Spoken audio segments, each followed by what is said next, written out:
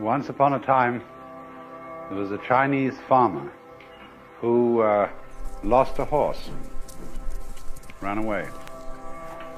And all the neighbors came round that evening and said, "That's too bad." And he said, "Maybe." The next day, the horse came back and brought 7 wild horses with it.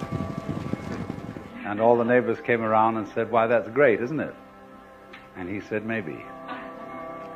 The next day, his son was attempting to tame one of these horses and was riding it and was thrown and broke his leg.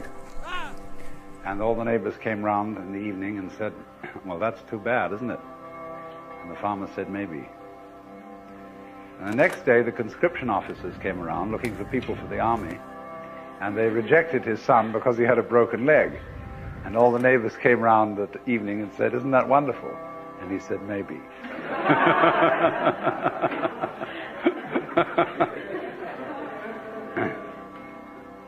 The whole process of nature is an integrated process of immense complexity, and it is really impossible to tell whether anything that happens in it is good or bad,